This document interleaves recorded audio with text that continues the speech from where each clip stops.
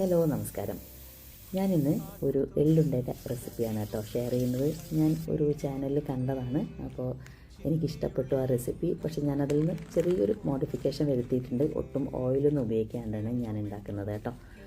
അപ്പോൾ അതിനായിട്ട് എള്ള് വറുത്ത് വെച്ചിട്ടുണ്ട്.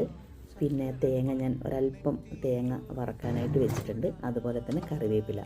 ഞാൻ ഈ കറിവേപ്പില നാട്ടിൽ നിന്ന് കൊണ്ടുവന്നതാണ്. വളരെ സ്നേഹത്തോടെ എനിക്ക് കൊടുത്തുവിട്ട കറിവേപ്പിലയാണ് കേട്ടോ ഇത്. അപ്പോൾ ഈ കറിവേപ്പിലേനെ ഞാൻ കുറച്ചൊക്കെ ഉണക്കി സൂക്ഷിച്ചിട്ടുണ്ട്. അതുപോലെ കുറച്ച് ഫ്രീസറിൽ വെച്ചു കേട്ടോ. ഇത് ഞാൻ ഫ്രിഡ്ജിൽ അതുപോലെ വെച്ചിരിക്കുകയായിരുന്നു. ഇപ്പോഴും നല്ല ഫ്രഷായിട്ട് ഇരിപ്പുണ്ടായിരുന്നു കേട്ടോ. അപ്പോൾ ഞാൻ അതിനെ ഒന്ന് മൈക്രോവേവിലെടുത്തു. ഒരു ഫ്യൂ സെക്കൻഡ്സ് വെക്കുമ്പോഴേക്കും നല്ല ഡ്രൈ ആയിട്ട് കിട്ടി. പിന്നെ അതുപോലെ തന്നെ ഈ കറിവേപ്പിലയും അതുപോലെ തന്നെ എള്ളും കൂടെ ഒന്ന് പൊടിച്ചെടുത്തു. ഒത്തിരി ഒരു ഫൈൻ പൗഡറൊന്നും ആവണ്ട കേട്ടോ, ഒന്ന് ജസ്റ്റ് ഒന്ന് പൊടിച്ചെടുത്താൽ മതി. ഇനിയിപ്പം തേങ്ങയും കൂടെ ഇതിനകത്തേക്ക് ചേർത്തിട്ട് ഒന്നുകൂടെ ഒന്ന് പൊടിക്കണം.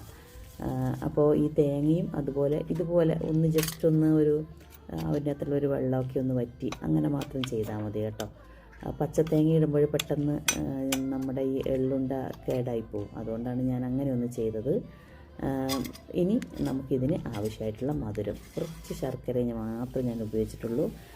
വേണമെങ്കിൽ ഒന്നുകൂടെ മധുരം വേണമെന്നുണ്ടെങ്കിൽ കുറച്ച് കൂടെ ശർക്കര ഉപയോഗിക്കാം.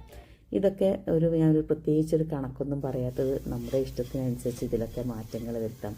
ഇപ്പം കറിവേപ്പില കുറച്ചുകൂടെ അധികം വേണമെന്നുണ്ടെങ്കിൽ ചേർത്താലും കുഴപ്പമൊന്നുമില്ല, അതിൻ്റെ ടേസ്റ്റ് ഇഷ്ടപ്പെടുവാണെങ്കിൽ കേട്ടോ.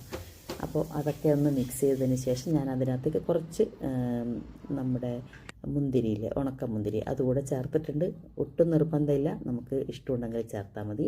അതിനുശേഷം ഒന്ന് തണുത്തതിന് ശേഷം ഇതുപോലെ നമുക്ക് എള്ളുണ്ടാക്കിയിട്ട് എടുക്കാം. നല്ല ടേസ്റ്റാണ് കേട്ടോ. കറിവേപ്പില ഇട്ടതുകൊണ്ട് അങ്ങനെ നമുക്ക് ഇഷ്ടമില്ലാത്തൊരു ടേസ്റ്റൊന്നും വരില്ല. എന്തായാലും നാടൻ കറിവേപ്പിലൊക്കെ കിട്ടുമ്പോൾ ഒന്ന് ട്രൈ ചെയ്ത് നോക്കണം കേട്ടോ.